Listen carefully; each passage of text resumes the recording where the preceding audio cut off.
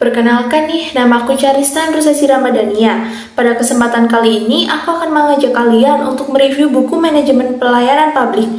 BTW, buku ini cocok loh buat kalian yang tertarik di bidang administrasi maupun sedang menempuh pendidikan di jurusan administrasi publik. Yuk, kita sama-sama simak videonya. Bab 1. Pendahuluan. A. Latar belakang. Pelayanan publik dalam pasal 1 ayat 1 dijelaskan bahwa pelayanan publik adalah kegiatan dalam rangka pemenuhan kebutuhan pelayanan sesuai dengan peraturan perundang-undangan bagi setiap warga negara atas barang, jasa, atau pelayanan administratif yang disediakan oleh penyelenggara pelayanan publik. Terdapat beberapa kendala dalam pengelolaan sumber daya manusia, antara lain yang pertama, budaya kinerja dan pelayanan yang belum tertanam dengan baik. Kemudian yang kedua, aparatur negara masih dipandang bukan sebagai profesi. Kemudian yang ketiga, pengaruh politik dalam penyelenggaraan pelayanan publik dan aspek nepotisme dalam birokrasi yang masih bergejala. B. Manajemen dan pelayanan. Manajemen adalah proses perencanaan, pelaksanaan, dan pengawasan terhadap organisasi yang dilakukan secara bekerja sama untuk mencapai tujuan organisasi. Pelayanan publik menjadi indikator utama dalam pengukuran kinerja aparatur. Dari pengukuran kinerja itulah, kualitas aparatur dapat dikontrol secara baik sehingga menghasilkan kualitas kinerja yang efektif dan efisien. Yang diinterpretasikan dalam kualitas pelayanan publik. Terdapat 5 hal dalam merancang pemberian layanan secara prima, yaitu meliputi yang pertama, regulasi layanan atau service regulation. Kemudian yang kedua, fasilitas-fasilitas lainnya atau service facilities. Kemudian yang ketiga, peranan tim pengarah atau advisory team. Kemudian yang keempat, mudah, murah, cepat, dan manfaat atau simple, cheap, fast, and benefit. Kemudian yang terakhir, membudayakan pemberian pelayanan yang baik melalui self-awareness, enthusiasm. Bab 2. Konsep, fungsi, dan tujuan pelayanan publik. Poin A. Pengertian pelayanan publik. Pelayanan publik adalah kegiatan atau rangkaian dalam rangka pemenuhan kebutuhan pelayanan sesuai dengan peraturan perundang-undangan bagi setiap warga negara dan penduduk atas barang, jasa, dan atau pelayanan administratif yang disediakan oleh penyelenggara pelayanan publik. Kemudian poin B. Konsep pelayanan publik. Terdapat 10 aspek dalam konsep pelayanan publik yang meliputi yang pertama, kepemimpinan, yang kedua, budaya organisasi, kemudian yang ketiga, faktor kelembagaan, keempat, tata kerja, kelima, standar pelayanan, kemudian yang keenam, pengelolaan pengaduan masyarakat, kemudian yang ketujuh, pengendalian dan evaluasi, kedelapan, sarana dan prasarana, 9, penggunaan teknologi informasi, dan yang terakhir, pengelolaan sumber daya manusia. Poin C. Fungsi pelayanan publik. Pelayanan publik dimaksudkan untuk memberikan kepastian hukum dan hubungan antara masyarakat dan penyelenggara dalam pelayanan publik. Masyarakat memiliki hak untuk menerima pelayanan secara baik dan berkualitas secara cepat, mudah, murah, dan tepat waktu. Poin D. Tujuan pelayanan publik. Tujuan pelayanan publik antara lain meliputi yang pertama, terwujudnya batasan dan hubungan yang jelas tentang hak, tanggung jawab, kewajiban, kewenangan seluruh pihak yang terkait dengan penyelenggaraan pelayanan publik. Kemudian yang kedua, terwujudnya sistem penyelenggaraan pelayanan publik yang layak, sesuai dengan asas-asas umum pemerintahan dan kolaborasi yang baik. Kemudian yang ketiga, terpenuhinya penyelenggaraan pelayanan publik, sesuai dengan peraturan perundang-undangan. Kemudian yang terakhir, terwujudnya perlindungan dan kepastian hukum bagi masyarakat dalam penyelenggaraan pelayanan publik. Namun, terdapat juga kendala yang dihadapi, yaitu yang pertama, politik. Bentuk koalisi dalam perpolitikan menimbulkan ketidakstabilan dalam ruang-ruang publik. Hal tersebut berdampak pada jalannya pemerintahan.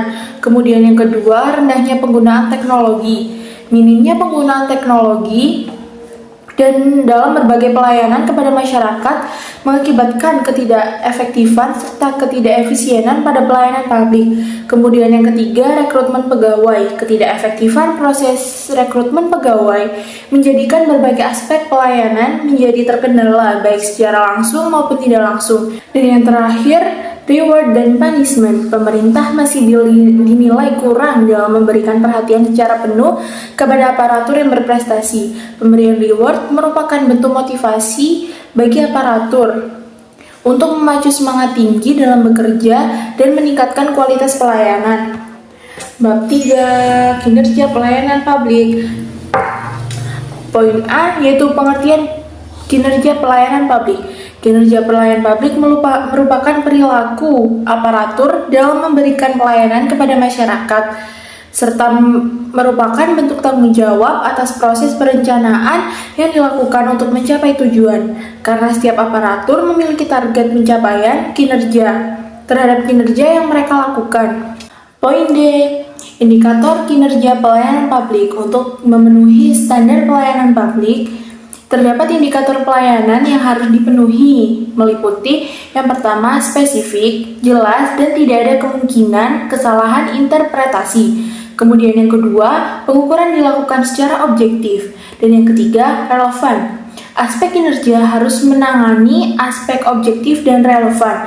Kemudian yang keempat, dapat dicapai, penting, hasil, manfaat, serta dampak yang ditimbulkan. Kemudian yang kelima, fleksibel dan sensitif terhadap perubahan dan penyesuaian dalam pelaksanaan dan hasil pelaksanaan kegiatan. Kemudian yang keenam, efektif, yaitu dilakukan pengolahan dan analisis yang dikaitkan dengan aspek pembiayaan. Poin E, penilaian kinerja pelayanan publik. Penilaian kinerja pelayanan publik secara prinsip adalah untuk membentuk karakter aparatur negara menjadi lebih baik dan berkualitas yang didasarkan pada dua penilaian, yaitu penilaian kinerja aparatur sesuai dengan Permen Nomor 46 Tahun 2011, sementara penilaian terhadap perilaku PNS penilaiannya adalah dengan pembobotan yang meliputi angka 91 sampai 100, yaitu sangat baik, kemudian 76 sampai 90 yaitu baik, dan 61 sampai 75 yaitu mempunyai nilai yang cukup. Sementara 51 sampai 60 adalah kurang, sementara 50 ke bawah mempunyai nilai yang buruk. Bentuk penilaian yang dibuat adalah bentuk kontrol pemerintah dan masyarakat dalam kinerja pelayanan publik yang dilakukan oleh aparatur negara. Bab 4. Sumber daya aparatur pelayanan publik. Poin A. Pengertian sumber daya aparatur. Sumber daya manusia atau sumber daya aparatur merupakan aspek utama dalam mencapai tujuan organisasi, yaitu mengatur dan menjalankan sistem atau manajemen dalam organisasi yang menjadi tumpuan untuk organisasi terhadap produktivitas atau output yang dilakukan bersama. Seluruh proses manajemen organisasi tentunya dilakukan oleh sumber daya manusia dalam merencanakan, melaksanakan, maupun mengendalikan organisasi. Poin B. Rekrutmen dan promosi sumber daya aparatur. Profesionalitas pelaksanaan rekrutmen menjadi dasar penting untuk mengetahui kualitas secara akademik maupun non-akademik atas calon aparatur sipil negara. Hasil dari rekrutmen menjadi penentu diterima atau tidaknya calon aparatur untuk menjadi aparatur. Sedangkan kualitas sumber daya yang dimiliki ditentukan dari bagaimana proses rekrutmen dan promosi dilakukan. Begitu juga dengan promosi yang menjadi bagian dari motivasi untuk meningkatkan kualitas pelayanan publik. Melalui promosi jabatan, pegawai akan dipromosikan dan diharapkan dapat membantu mengembangkan kualitas kinerja pada posisi yang baru. Kemudian, poin C, yaitu kompetensi sumber daya aparatur. Kompetensi pada aparatur sangat penting dalam menghadapi persaingan global seperti MEA atau Masyarakat Ekonomi ASEAN. Aparatur dituntut untuk terus berinovasi dan meningkatkan efektivitas daya saing agar mampu memberikan pelayanan publik yang berkualitas. Pelayanan publik yang baik bergantung pada kualitas sumber daya manusia yang ada di dalamnya, di mana kinerja aparatur menentukan keberhasilan dalam memenuhi kebutuhan masyarakat secara profesional. Poin D. Profesionalitas dan akuntabilitas. Profesionalitas berkaitan dengan profesi atau pekerjaan seseorang yang dilakukan secara profesional, yang harus diselesaikan atau dikerjakan sesuai dengan penyelesaian pekerjaan. Sementara akuntabilitas adalah kewajiban untuk memberikan pertanggungjawaban terhadap kinerja atau tindakan seseorang, badan hukum, maupun pimpinan suatu organisasi kepada pihak yang memiliki kewenangan untuk meminta pertanggungjawaban. Terdapat 5 prinsip dalam pelaksanaan akuntabilitas pemerintahan, yaitu yang pertama, komitmen dari pimpinan dan seluruh staf instansi. Kemudian yang kedua, sistem harus dapat menjamin penggunaan sumber daya dengan peraturan perundang-undangan yang telah berlaku. Kemudian yang ketiga, menunjukkan tingkat pencapaian tujuan dan sasaran yang ditetapkan. Kemudian yang keempat, berorientasi pada pencapaian visi dan misi. Dan yang kelima, jujur, objektif, transparan, dan inovatif. Poin E, ASN menurut Undang-Undang Nomor 5 Tahun 2014. Untuk menjawab berbagai tantangan global, pemerintah melalui Undang-Undang Nomor 5 Tahun 2014 tentang aparatur sipil negara memberikan peluang yang seluas-luasnya kepada masyarakat untuk menjadi aparatur sipil negara, yang ditegaskan pula dalam Undang-Undang Aparatur Sipil Negara yang memberikan penjelasan dan pengertian tentang ASN, mulai dari pengertian dasar, fungsi, sifat, dan berbagai hal yang berkaitan dengan ASN. Bab 5. Reformasi birokrasi pelayanan publik. Poin A. Reformasi birokrasi sebuah kebutuhan. Untuk memaksimalkan pelaksanaan reformasi birokrasi, seluruh elemen pemerintah bekerja sama secara berkesinambungan dengan berbagai regulasi yang mendukung satu sama lain untuk menciptakan zona aman terhadap praktik-praktik korupsi dan penguatan terhadap kualitas sumber daya aparatur yang kompetitif dan profesional. Kemudian poin B, konsep reformasi birokrasi. Secara konseptual, pelaksanaan reformasi birokrasi adalah dalam rangka meningkatkan kepercayaan masyarakat terhadap penyelenggaraan pemerintahan. Menurut Peraturan Presiden Nomor 81 Tahun 2010 bahwa reformasi birokrasi adalah bagian dari perubahan bangsa menuju abad ke-25 agar menjadi lebih baik dengan tujuan yang diharapkan antara lain yang pertama, mengurangi dan akhirnya menghilangkan setiap penyalahgunaan kewenangan publik oleh pejabat di instansi yang bersangkutan. Kemudian yang kedua, menjadi negara yang memiliki most improvement bureaucracy. Kemudian yang ketiga, meningkatkan mutu pelayanan kepada masyarakat. Yang keempat, meningkatkan mutu perumusan dalam pelaksanaan kebijakan atau program instansi. Kemudian yang kelima, meningkatkan efisiensi dalam pelaksanaan dari segi tugas organisasi. Kemudian yang kelima, meningkatkan efisiensi dalam pelaksanaan semua tugas. Kemudian yang keenam, menjadi birokrasi Indonesia yang antisipatif, proaktif, dan efektif dalam menghadapi globalisasi dan dinamika perubahan lingkungan. Poin C, kebijakan reformasi birokrasi. Terdapat 5 kebijakan dasar birokrasi, yaitu pertama, birokrasi lebih mengutamakan sifat pendekatan tugas yang diarahkan pada hal pengayoman dan pelayanan kepada masyarakat dan dapat menghindari kesan pendekatan kekuasaan dan kewenangan. Kemudian yang kedua, birokrasi perlu melakukan penyempurnaan organisasi yang bercirikan organisasi modern, ramping, efektif, dan efisien yang mampu membedakan antara tugas-tugas yang perlu ditangani dan yang tidak. Kemudian yang ketiga, birokrasi harus mampu dan mau melakukan perubahan sistem dan prosedur kerjanya yang lebih berorientasi pada ciri organisasi modern, yaitu pelayanan yang lebih cepat, tepat, dan terbuka dan akurat maupun tetap mempertahankan kualitas. Keempat, birokrasi harus dapat memposisikan diri sebagai fasilitator pelayanan publik daripada sebagai agen pembaruan pembangunan. Dan yang kelima, birokrasi harus mampu dan mau melakukan transformasi diri dari birokrasi yang kinerjanya kaku dan menjadi organisasi birokrasi yang strukturnya lebih desentralisasi, inovatif, fleksibel, serta responsif. Poin D, reformasi pelayanan publik. Reformasi pelayanan publik menjadi harapan utama masyarakat dan pemerintah.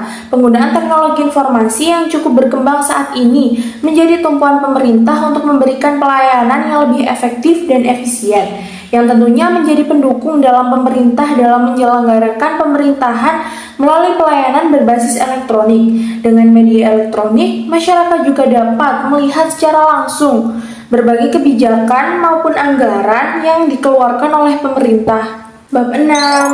Good Governance. Poin A. Pengertian Good Governance. UNDP mendefinisikan bahwa good governance adalah the exercise of political, economic, and administrative authority of nations affairs at all level, atau dengan arti penerapan kekuasaan politik, ekonomi, dan administratif untuk mengolah suatu urusan bangsa pada semua tingkat. Sebagai goals, tentunya good governance membutuhkan sebuah proses penyelenggaraan pemerintahan yang berkualitas, profesional, dan akuntabel, yang harus mendapat dukungan dari seluruh komponen organisasi untuk mencapai tujuannya. Poin B, konsep good governance. Konsep good governance menekankan penyelenggaraan pemerintahan yang profesional, efektif, dan bertanggung jawab dengan mengedepankan pelayanan publik yang berkualitas. Berbeda dengan government yang berfokus pada instansi formal, governance mencakup hubungan antar berbagai elemen seperti masyarakat dan sektor swasta. Poin C, akuntabilitas pelayanan publik dalam good governance. Pelayanan publik menjadi indikator penting dalam rangka good governance. Pelayanan publik berhubungan langsung dengan masyarakat sebagai penerima pelayanan. Jika pelayanan yang diberikan bersifat baik dan memuaskan, maka penilaian terhadap kinerja pelayanan akan menjadi lebih baik pula. Contoh di atas adalah sebagai bentuk aktualisasi dan implementasi dari pelayanan publik yang bersifat fleksibel dan dinamis.